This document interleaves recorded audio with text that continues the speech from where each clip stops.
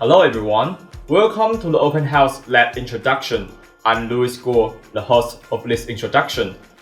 Welcome Professor Nordling. Thank you.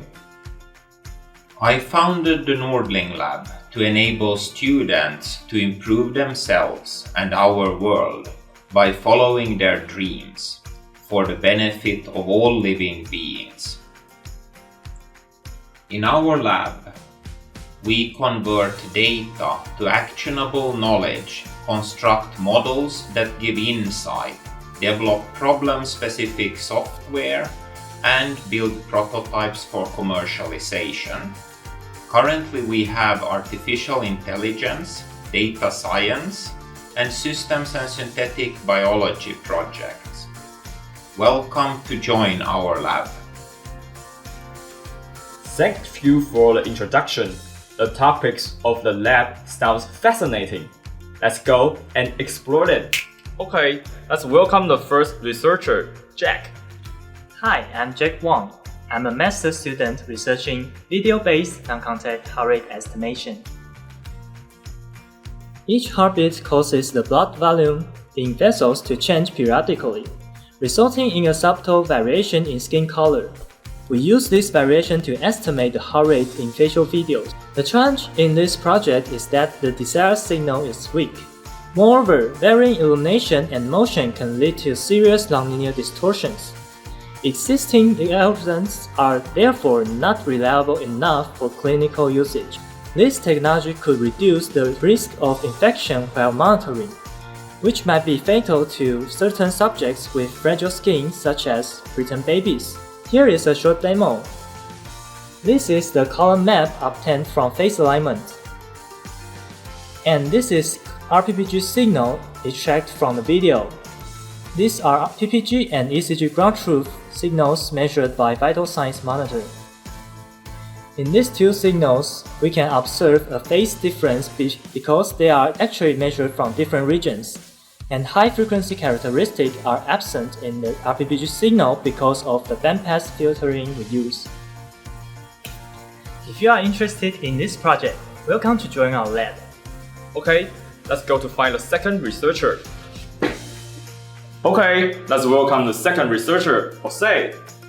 Hello, I am Jose Ramon Chen and I am a PhD student working on artificial intelligence and deep learning. In the past few years, deep learning has proven to outperform traditional algorithms for many computer vision tasks. This can be attributed to the ability of this network to extract useful information from the input due to hierarchical feature learning. In the demonstration, we aim to inspire and teach state-of-the-art deep learning techniques to bachelor students.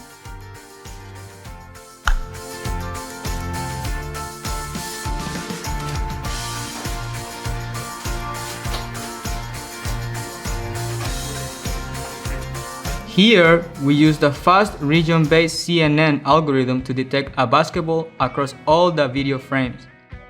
Based on the image, the algorithm draws a bounding box showing where the object is located in the image. This technology has many interesting applications such as pedestrian localization for autonomous vehicles, landmark detection in satellite images, and tuberculosis detection in X-ray images. Welcome to join our lab and learn AI techniques. Okay, let's go and find the next researcher. Hi everyone, I'm Greg. Let's welcome the third researcher, Esteban. Hello, I'm Esteban Roman from Chile. I am a PhD student working on quantifying the motor symptoms of Parkinson's disease. After Alzheimer's, it is the most common neurodegenerative disease in the world. 1% of the population over 60 years suffers because of it. This means bad life quality for the elderly with Parkinson's disease and also an increasing economical cost for the country. Come on. I will show now one of the experiments we are conducting to gather video data. We are recording on slow motion for the analysis. Greg will be our subject today. Greg, please sit comfortably and I will ask you to open your hand as fast and as much as you can, like this. Are you ready? Yes. Okay, let's start recording.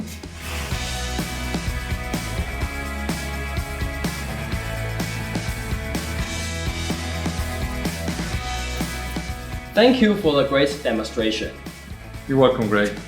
The idea here is to be able to accurately quantify the disease in a digital twin that enables adjustment of medication and better control for the patient so his life quality is improved.